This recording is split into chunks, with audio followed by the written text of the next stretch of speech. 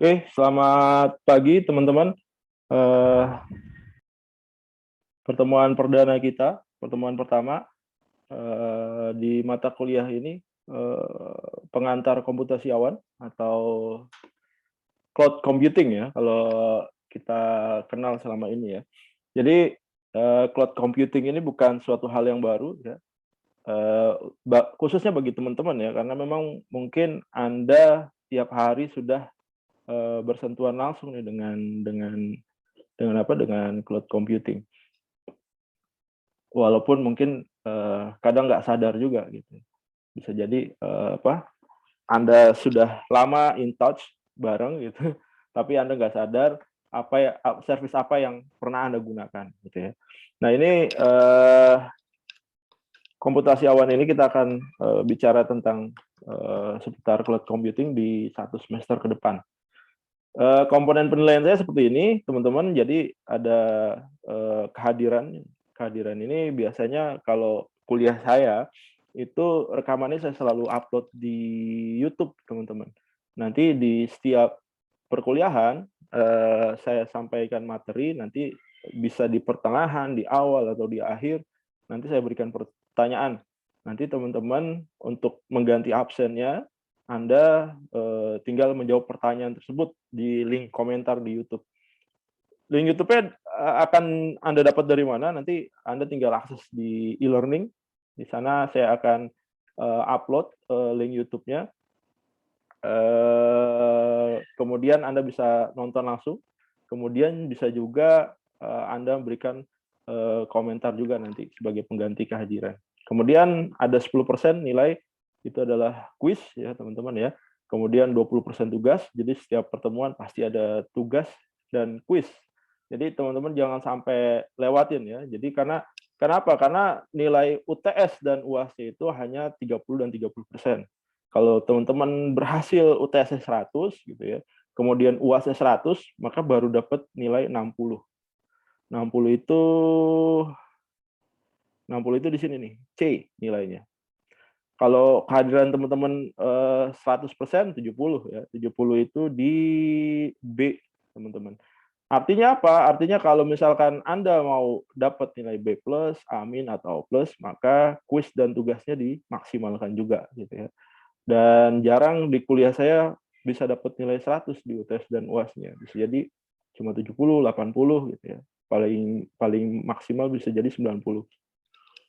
Kalau misalkan di sini cuma 80 gitu ya, 80 kali 60%-nya aja, kemudian 10 Anda hadir tiap hari gitu ya, full, tapi Anda nggak ngerjain tugas dan ngerjain kuis ya, jadi siap-siap aja nilainya nggak sesuai ekspektasi. Jadi saran saya setiap perkuliahan saya Anda harus menjawab kuis. Kuisnya itu berapa soal sih? Kuisnya biasanya saya 5 soal aja cukup. Kemudian waktunya 5 menit.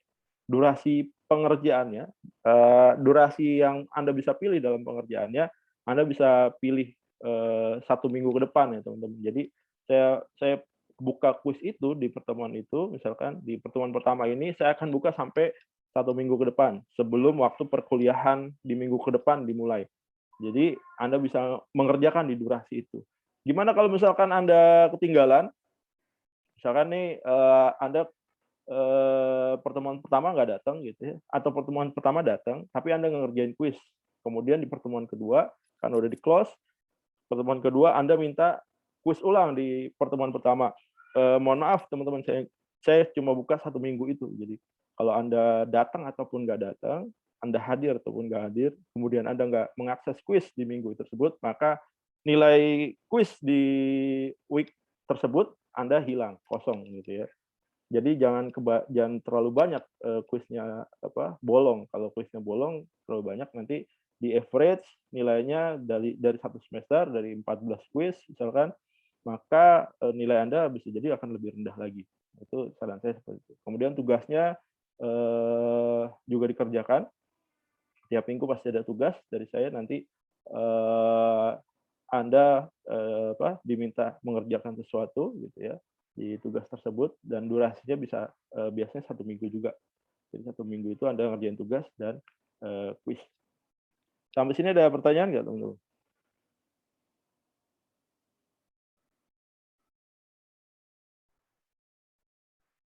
Ada yang mau ditanyakan?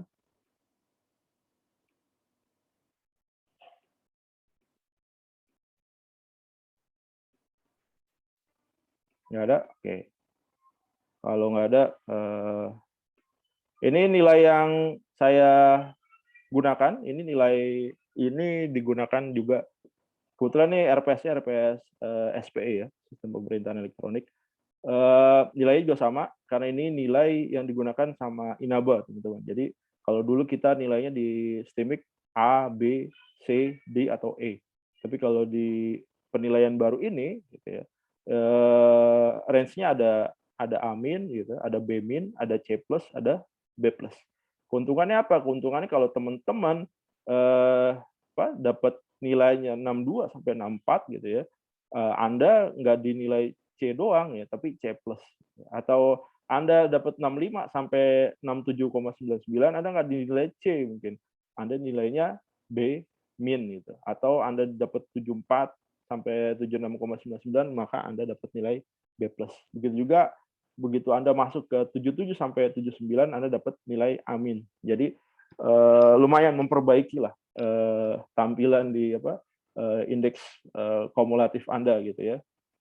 Tadinya harusnya mungkin C jadi C plus atau jadi B min, atau tadinya B jadi B plus atau A min gitu. Oke, kalau nggak ada yang mau ditanyakan, kita masuk ke materi aja.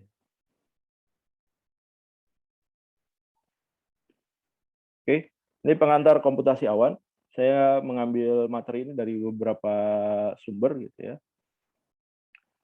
Jadi komputasi awan itu banyak dikenal dengan istilah cloud computing gitu ya. Karena apa? Karena banyak industri yang sekarang memang menggunakan atau memanfaatkan teknologi digital. Di mana boleh jadi industri itu memang full teknologi atau memang parsial teknologi gitu, atau memang dia menggunakan teknologi itu as a support aja, support bisnisnya dia.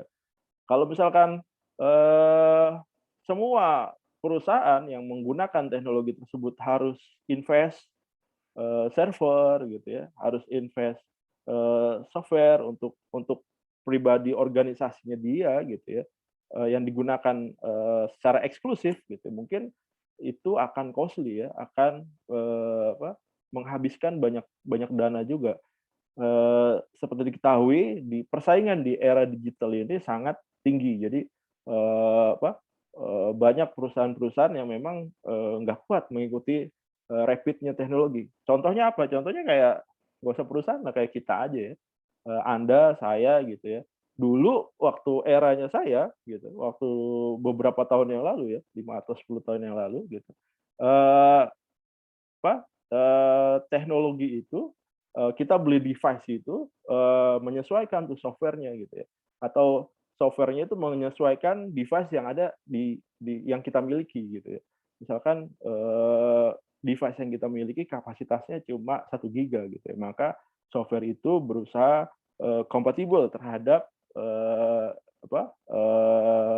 infrastrukturnya.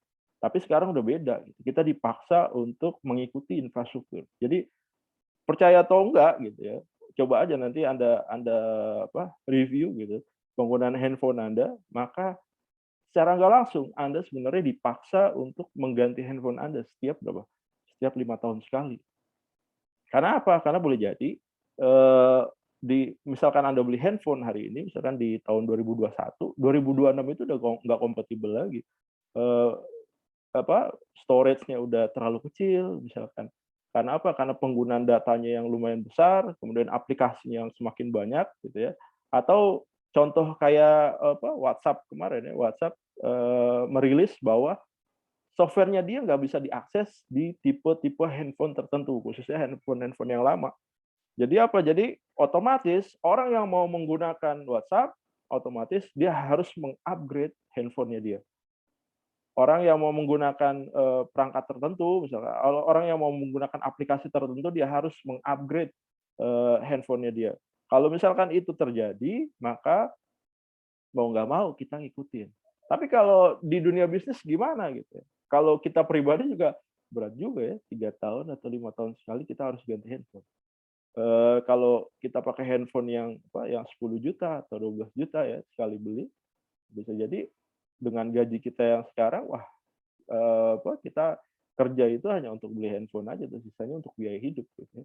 Itu, lumayan menghabiskan juga. Nah, itu juga terjadi di organisasi, di perusahaan, mengalami hal yang serupa. Dulu waktu sebelum WhatsApp muncul gitu ya, WhatsApp udah muncul waktu itu, tapi belum bisa, melakukan panggilan telepon. Dulu salah satu provider, yang lumayan besar di Indonesia, itu invest server secara besar ya. Tujuannya apa? Tujuannya dia mau bikin telepon murah. Bagi siapa? Bagi, pelanggannya. Jadi dia udah siap tuh, untuk merilis, apa, produk terbarunya dia, nelpon, sesama pengguna itu dengan harga yang sangat murah gitu ya, di invest server sampai jutaan dolar gitu ya. Begitu diimplementasi, dipasang semuanya, udah siap launch gitu ya, besoknya beberapa hari lagi mau launch, ternyata begitu dia apa, malam lihat berita di apa, di US gitu, lihat WhatsApp call meluncurkan, telepon, dengan menggunakan paket data. Wah, itu otomatis tuh, harusnya dia launching besok, jadi gagal. Ya, artinya apa? Investasi yang dilakukan jutaan dolar untuk bangun server, untuk bangun resource-nya gitu ya, untuk beli software dan segala macam itu terbuang percuma. Kalau itu kejadian gitu ya, di semua organisasi tentu sangat berat ya teman-teman ya. Karena setiap organisasi atau setiap perusahaan saat dia melakukan investasi, apapun itu, maka dihitung tuh, BEP-nya kapan gitu, break even point-nya kapan, balik modalnya kapan gitu ya, itu sampai dihitung gitu. Kayak kejadian yang tadi, provider, apa, seluler di Indonesia itu nggak masuk BEP-nya tuh. Kenapa? Karena kehajar, WhatsApp call ya, teman-teman. Jadi boleh dilihat sekarang industrinya seperti ini. Banyak orang sekarang udah beralih nih. Orang yang tadinya dulu, Anda atau saya gitu ya, beli pulsa atau, apa, berlangganan, pasca bayar misalkan, hanya untuk, apa, konversi kita melakukan telepon, melakukan SMS. Sekarang udah nggak laku lagi telepon atau SMS. Nggak ada provider sekarang yang ya bahkan nggak jarang atau bahkan nggak ada ya provider yang promonya, nelpon Rp1 gitu atau SMS Rp1. Kalau dulu kan, apa, ada provider yang, eee, bayar SMS per karakter. Jadi satu karakter dihitung per karakternya berapa, nah dia bayar sesuai dengan karakter yang dia ketikin gitu ya, dan itu laku. Tapi kalau sekarang udah nggak laku lagi ya. Jadi hampir semua provider atau semua provider bahkan itu sudah beralih, konsep bisnisnya. Dia udah mulai berbisnis dengan cara apa, menjual paket data. Jadi paket data ini di-bundling dengan ada paket movies-nya gitu ya, ada paket sosial media dan yang lain. Itu yang dia jual sekarang. Kalau dia jual sekarang paket nelpon gratis gitu, paket SMS gratis mungkin, hanya sedikit orang yang menggunakan, khususnya orang-orang yang masih menggunakan handphone-handphone jadul ya, handphone-handphone lama gitu ya, yang apa, poliponik dan segala macam. Tapi kalau kalau generasi-generasi smartphone itu udah nggak menggunakan itu gitu ya. Jadi persaingan digital yang tinggi, kemudian perubahan, terhadap teknologi yang cepat gitu ya, dan ini nggak ramah bagi bisnis, yang menggunakan teknologi. Jadi solusinya apa? Solusinya salah satunya adalah, cloud computing atau komputasi awan, di mana mereka nggak harus invest. Kalau dia mau butuh infrastruktur, maka dia tinggal sewa aja infrastrukturnya. Dia hanya bayar sesuai dengan kapasiti yang digunakan. Saya saya selain ngajar juga, apa, saya karyawan di perusahaan swasta ya. Perusahaan saya based on teknologi, payment payment gateway gitu ya. Payment gateway yang tempat saya kerja ini, dia nggak pernah punya infrastruktur, tapi dia sewa ke pihak ketiga gitu ya, dan kita hanya bayar sesuai dengan, apa, kapasiti yang kita gunakan gitu. Jadi satu bulan itu kita gunain berapa berapa besar, maka itu yang dihitung, di-charge. Jadi per bulan itu bisa bisa fluktuatif harganya. Kalau lagi traffic-nya lagi ramai, kita bayar lebih besar gitu ya. Tapi kalau traffic-nya lebih kecil, kita bayar lebih kecil. Dan kita nggak usah pusing gitu ya, capacity server kita hari ini berapa tera, kebutuhan ke depan berapa tera gitu, karena adjustable ya. Jadi sesuai dengan yang kita gunakan. Kemudian kita nggak perlu lagi sewa orang untuk jagain servernya, untuk memaintain servernya. Kita nggak perlu lagi sediain tempat untuk gelar server kita gitu ya. Kita nggak perlu lagi memaintain gitu. Kita hanya buat aplikasi, buat buat sistem informasi yang memang bisa menjadi perantara bisnis kita. Nanti software itu kita masukin tuh ke cloud-nya. Jadi begitu begitu ada partner bisnis kita yang menggunakan, kita tinggal buka connection aja by API. Ini komputasi menurut para ahli ya. Kalau menurut si Castrillo dan Derrick, ini menilai kumpulan teknologi tersebut bukan inti dari cloud computing-nya. Kemudian kunci utama dari cloud computing adalah visualisasi infrastruktur yang menyediakan dan memelihara server virtual yang dapat ditingkatkan dan diturunkan sesuai permintaan. Jadi sama kayak tadi ya, saya menggunakan server itu sesuai dengan kebutuhan bisnis saya gitu ya. Dan itu saya nggak perlu request. Hari ini bulan ini saya minta 1 giga dong, atau 1 tera dong misalkan. Bulan depan saya minta 2 tera atau enggak gitu ya. Jadi begitu traffic saya banyak, otomatis dia akan membesar sendiri. Begitu traffic saya kecil, dia akan turun sendiri. Jadi sangat sangat nyaman gitu ya bagi bisnis. Kemudian dengan menggunakan cloud computing, Anda bisa mengakses data program di mana saja, kapan saja, dengan perangkat apapun. Jadi, as long kita punya internet connection, maka selama itu juga kita bisa mengakses layanan tersebut gitu ya. Oke, berikutnya ada menurut si Sullivan ini, The Definitive Guide to Cloud Computing. Jadi model pemberian layanan teknologi informasi untuk penggunaan secara fleksibel. Servernya virtual, scalability besar gitu ya, dan manajemen layanan. Kemudian menurut si Herwin nih, cloud computing tren baru di bidang komputasi terdistribusi. Ada lagi Anda bisa baca nih menurut Loudon, kemudian menurut Peter Mel. Jadi ruang lingkupnya apa sih?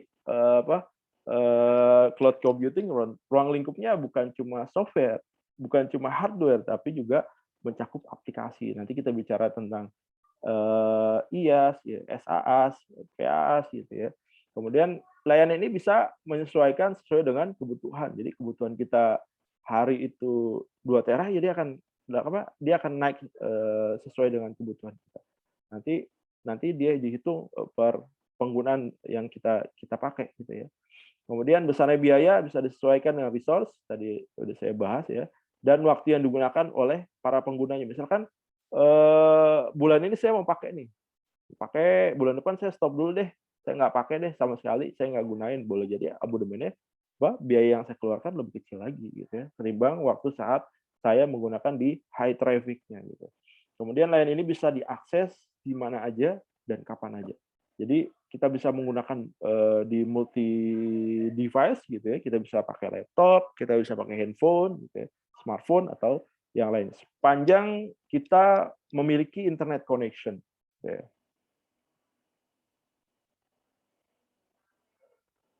Penyedianya siapa aja sih? Kalau di global ya ini yang banyak dikenal orang ya. Ada AWS gitu ya, Amazon Web Service gitu ya. Kemudian si Google juga punya. Jadi Google itu memang bisnisnya udah mature ya, teman-teman ya. Di search engine itu udah mature. Jadi kalau bisnis udah mature biasanya tinggal tunggu kapan turunnya aja. Jadi grafiknya tuh selalu begini. Jadi kalau dia grafiknya udah steady, misalkan kayak gini, steady, ini tinggal tunggu kapan turunnya gitu ya. Gimana cara Google supaya bisnisnya nggak turun? Maka dia kembangin bisnisnya dia. Supaya apa? Supaya tadinya dia udah mature, bisa naik lagi nih. Ada potensi naik lagi dan naik lagi gitu ya. Tapi kalau dia nggak melakukan pengembangan, maka dia akan jatuh, drop. Satu waktu pasti dia akan jatuh. Banyak contohnya kayak dulu superpower seluler gitu ya, ada Nokia, kemudian browser pencarian juga ada Yahoo. Yahoo itu dulu superpower tuh. Ketimbang Google, itu Google adalah pendatang baru dia. Orang begitu dulu di zaman saya gitu ya, karena saya pengguna Yahoo, begitu Google muncul kita padang sebelah mata gitu. Ini apa Google ya? Kita udah terlanjur nyaman dengan Yahoo, ternyata ada perusahaan yang menawarkan layanan serupa gitu ya. Tapi dia nggak cukup sampai situ aja, dia menawarkan kelebihan-kelebihan. Dan itu nggak disadari sama Yahoo. Akhirnya kebalik posisinya. Kemudian ada Oracle juga ada, kemudian yang dari Cina gitu ya, ada Alibaba Cloud, dan ini banyak digunakan gitu ya, karena mungkin lebih murah ya ketimbang yang lain. Kemudian ada IBM, ada Fujitsu, ada Huawei gitu ya. Ini raksasa seluler gitu ya. Kemudian di perusahaan lokal banyak juga ya. Ada Indonesian Cloud, ada perusahaannya Lipo, Multipolar, ada Sisindocom, Lintas Buana, ada Master System, Logistik Metrodata gitu ya. Ada Expert Data Voice, Qrich System, Sinergi Informasi, dan Revo Solusindo gitu. Dan ada beberapa perusahaan-perusahaan lain ya, jadi penyedia hosting udah mulai menawarkan layanan cloud-nya. Jadi kalau Anda punya punya website, biasanya langganan hosting itu udah mulai tuh penyedia layanan hosting udah menawarkan servernya yang cloud gitu. Ketimbang yang share hosting gitu. Jadi mereka udah mulai melirik bisnis cloud hosting ini sebagai sebuah potensi bagi bagi bisnisnya dia. Oke. Nah ini model layanan komputasi awan apa sih? Ada SaaS ya, ada Software as a Service, kemudian ada PaaS, Platform as a Service, gitu ya. Ada juga IaaS, Infrastructure as a Service. Jadi ada sini ada Amazon gitu ya. Di platform ada Windows, Azure, Google, App gitu ya. Kemudian di software banyak ya, ada Gmail, Dropbox, banyak banget ya. Banyak dari kita pengguna cloud ini ada di level mana? Ada level ini nih, SaaS nih, Software as a Service.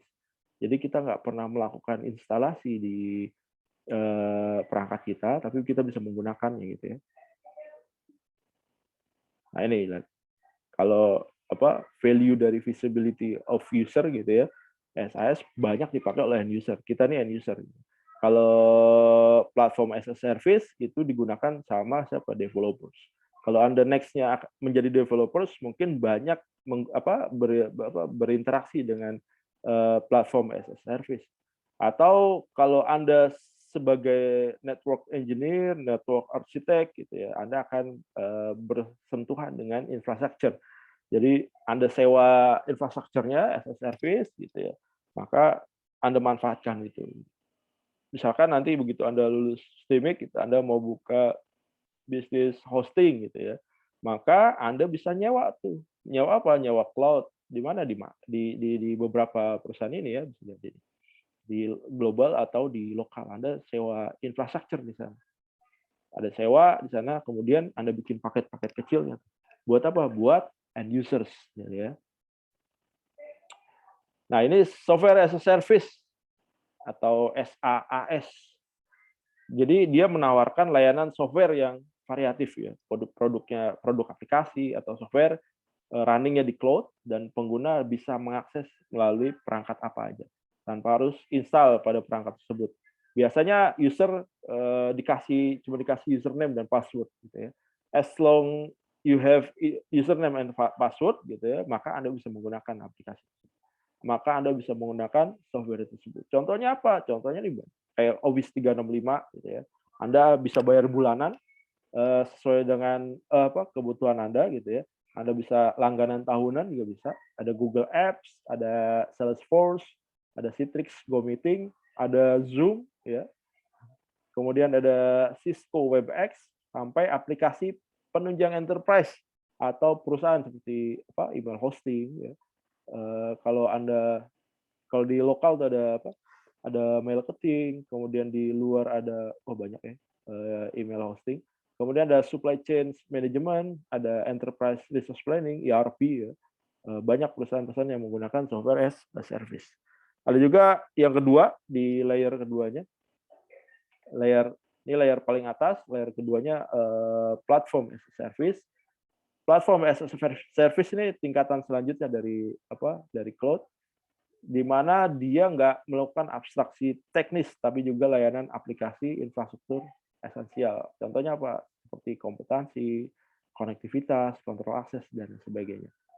Jadi platform as a service juga bentuk dari cloud computing yang menyediakan platform dan environment yang bersamaan dan memungkinkan siapa nih? Developer. Jadi penggunanya adalah developer. Anda sebagai developer untuk membangun aplikasi dan layanannya melalui internet. Bisnis dapat memanfaatkan platform as a service tersebut untuk layanan pengembangan Java atau hosting aplikasi.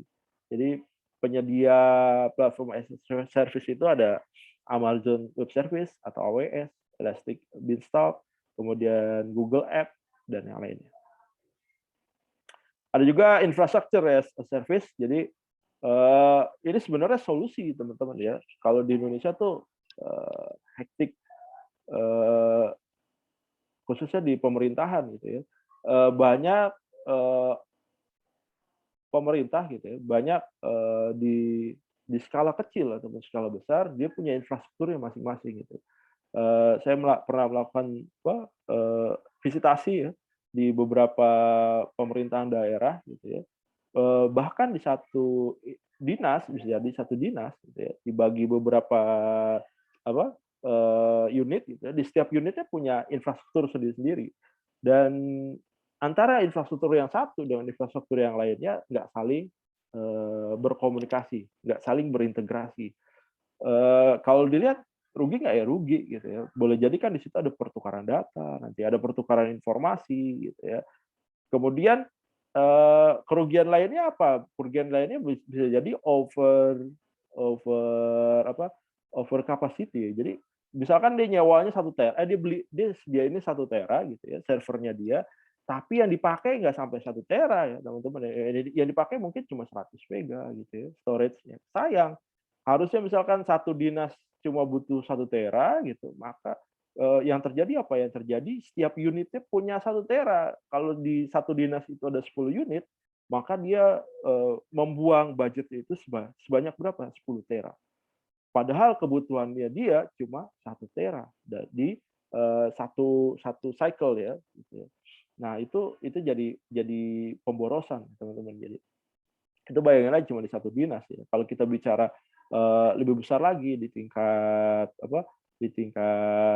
pemerintah daerah gitu ya, di satu pemerintah daerah gitu ada banyak dinas-dinas, nah itu lebih besar lagi. Dikalikan berapa provinsi yang ada di Indonesia gitu ya. Kalau 1 tera kita spend budget berapa 100 juta katakanlah, maka di satu dinas dia sudah ngabisin 1 miliar.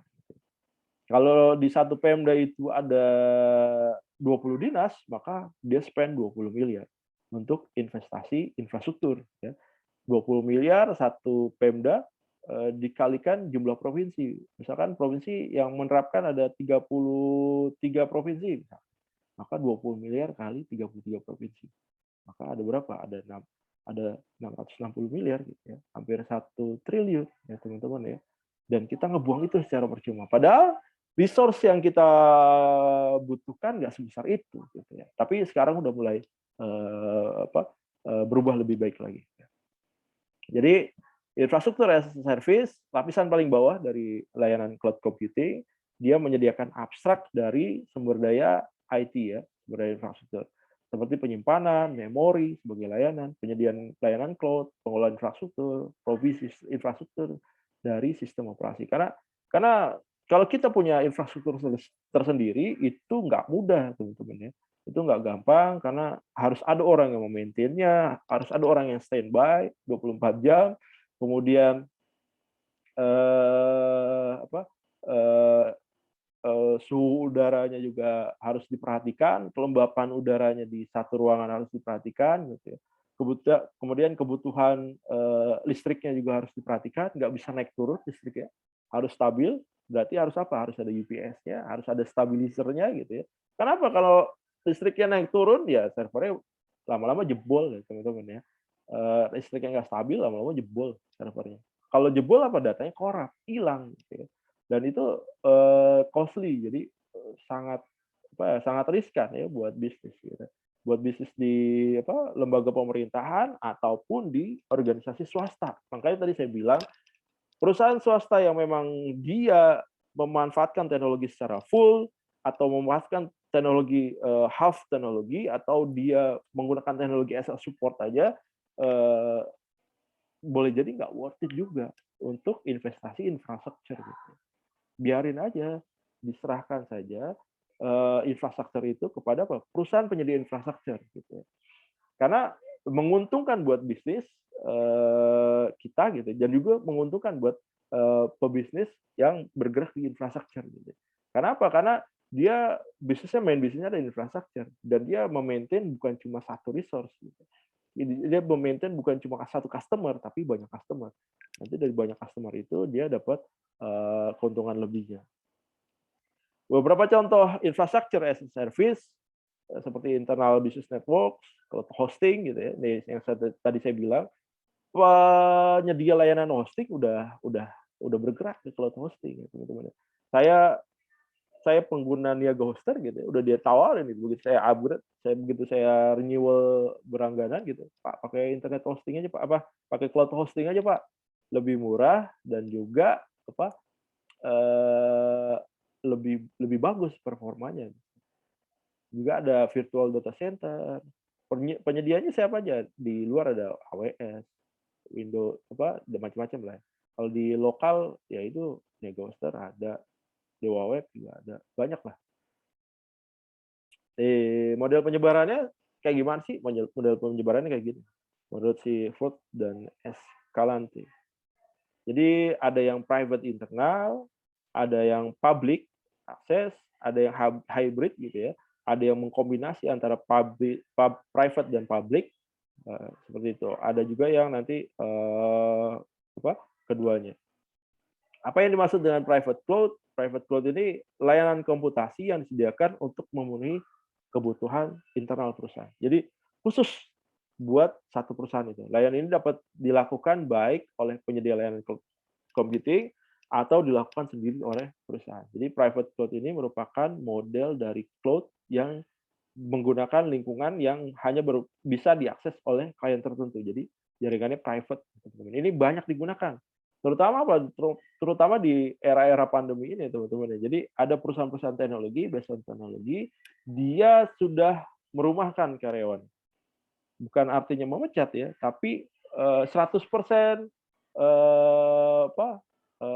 pekerjaannya dilakukan di rumah. Jadi dia udah nggak lagi punya kantor secara khusus gitu ya. Mungkin dia hanya punya ruang meeting aja, tapi nggak punya lagi space buat karyawan bekerja di kantor. Jadi karyawan bekerja di mana? Di mana aja gitu. Bisa di rumah, bisa di kafe gitu. Bisa di hotel gitu. Sambil dia liburan, dia kerja. Dan memang sudah dibikin seperti itu, dibikin konsepnya seperti itu. Apalagi perusahaan-perusahaan teknologi. Dan ini dia rata-rata menggunakan private cloud. Jadi setiap karyawannya punya akses terhadap private cloud tersebut dan dia kerja tiap hari. Dan nggak ada masalah sebenarnya gitu ya. Dan boleh jadi akan diterapkan di banyak perusahaan gitu ya. Saya sendiri kerja udah 2 bulan ini di rumah aja. Kita menggunakan teknologi, tapi memang belum formal 100% dari rumah. Anda juga kuliah udah di rumah aja gitu ya. Kemudian perusahaan juga dapat membangun on-premise private cloud dengan biaya yang lebih mahal dan akan mendapatkan akses kontrol fisik ke infrastruktur.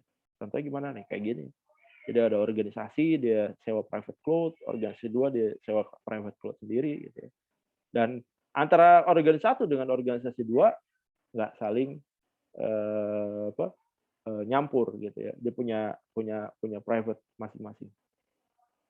Ada juga public cloud, jadi model dari cloud yang menyediakan layanan yang bisa diakses melalui jaringan publik seperti internet. Biasanya keamanannya lebih kecil ya teman-teman ya. Penyedia public cloud ini menyediakan layanan ke banyak klien. Kliennya banyak, menggunakan infrastruktur yang sama. Jadi seperti share ya. Share kalau di dunia hosting ada share hosting, teman-teman. Public cloud ini model penyebaran yang paling sering dianggap sebagai cloud, yang mana di dalamnya terdapat banyak pengguna yang mungkin sama sekali tidak memiliki kesamaan apapun. Jadi biasanya ini paling nggak aman dibandingkan model cloud yang lainnya. Kenapa? Karena nyampur, teman-teman ya, antara Anda dan orang lain. Gitu ya. Contohnya apa nih, kayak Amazon Web Service kita pakai, orang lain pakai, dan ini juga mungkin yang digunakan sama penyedia hosting ya. Jadi dia menggunakan public cloud. Anda nyewa cloud, tapi yang menggunakan cloud itu bukan Anda sendiri, jadi dia orang lain juga. Ya. Kemudian ada hybrid cloud. Hybrid cloud ini konsis kedua-duanya gitu ya. Ada memuat public dan private, tergantung kebutuhan perusahaan. Dalam hybrid cloud ini perusahaan dapat memilih proses bisnis mana yang dipindahkan ke public, mana yang dipindahkan ke dalam private cloud. Jadi karena mungkin estimasi biaya bisa jadi ya. Jadi kalau memang sesuatu yang sifatnya core dari bisnis, dia masuk ke private gitu ya. Tapi kalau memang ini general gitu ya, ya udah dimasukin ke public aja. Gitu. Untuk apa? Untuk menghemat biaya yang dikeluarkan bisa jadi. Karena kalau private itu costnya lebih tinggi ketimbang public cloud gitu ya. Contoh public cloud digunakan untuk interaksi pelanggan misalkan, atau menyimpan data lebih aman di private cloud. Tadi saya bilang kalau menyangkut core bisnis maka dia masuk di private. Tapi kalau menyangkut public general gitu ya, dia masuk ke public cloud gitu. Contohnya gimana? Contohnya gini. Jadi dia punya private cloud sendiri, tapi dia juga punya akses ke public cloud. Public cloud ini yang berhubungan dengan general. Ada juga community cloud, layanan cloud computing yang dibangun khusus untuk komunitas tertentu, yang penggunanya berasal dari organisasi yang mempunyai kebutuhan umum dan kebutuhan khusus. Pada model ini, infrastruktur dibagi antara perusahaan dan atau organisasi. Contohnya apa? Community cloud ini dapat dimiliki oleh pemerintah satu negara. Community cloud ini bisa dimiliki, dipelihara, dan dioperasikan oleh satu atau lebih dari organisasi dari komunitas tersebut. Pihak ketiga ataupun kombinasi dari keduanya. Jadi bisa campur-campur. Ini community cloud ya teman-teman ya. Jadi ada organisasi satu, organisasi dua masuk ke cloud yang sama gitu ya. Kemudian organisasi 3, 4 ada di cloud yang sama. Keuntungannya apa? Keuntungannya tadi saya udah bahas nih, cost saving gitu ya. Hemat biaya, scalability, penggunaan bisa disesuaikan dengan kebutuhan organisasi. Tadi saya bilang di perusahaan saya begitu trafficnya tinggi ya udah saya bayar tagihan lebih mahal. Sama kayak contohnya apa ya? Contohnya kayak Anda menggunakan listrik ya di rumah lah ya. Kalau Anda banyak menggunakan pasti Anda bayar lebih mahal. Gitu. Modelnya kayak gitu. Kemudian reliability disediakan redundansi, biasanya ada SLA-nya. Jadi kalau kita gunakan cloud gitu ya, ada SLA yang memang dia kasih jaminan ke kita. SLA-nya berapa? 99,99% atau 99,98 gitu ya. Makin kecil scalability-nya, makin kecil SLA-nya, maka biasanya harganya semakin murah. Cuma wajib diwaspadai teman-teman ya. Kalau yang SLA-nya rendah, boleh jadi nanti noise-nya akan lebih tinggi. Gitu ya. Kemudian maintenance dan mobility. Mobility bisa diakses di mana aja dan kapan aja. Kemudian isunya apa sih? Isunya lumayan besar isunya ya, teman-teman. Khususnya di lembaga pemerintahan, kalau dia menggunakan cloud untuk layanan pemerintahan gitu ya, maka ada undang-undang, ada peraturan yang tidak membolehkan data-data yang menyangkut data publik ditempatkan servernya di luar negeri, gitu. Harus ada di dalam negeri. Dan itu juga harus dipastikan aman gitu ya teman-teman. Karena ada masalah security dan privacy di sana.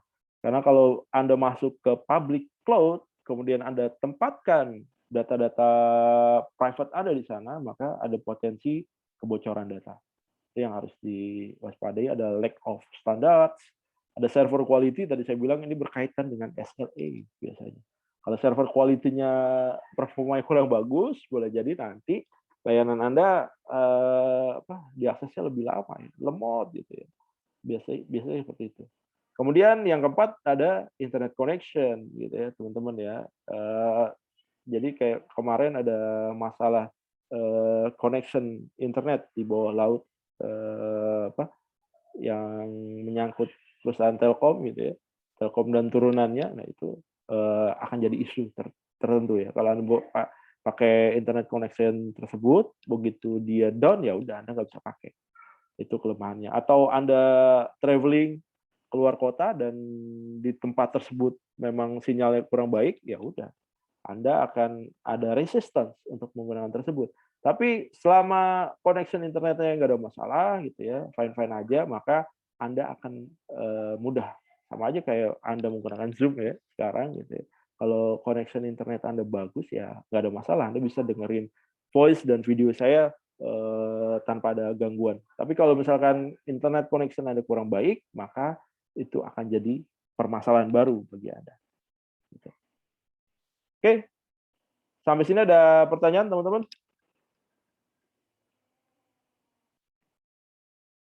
Ada yang mau ditanyakan?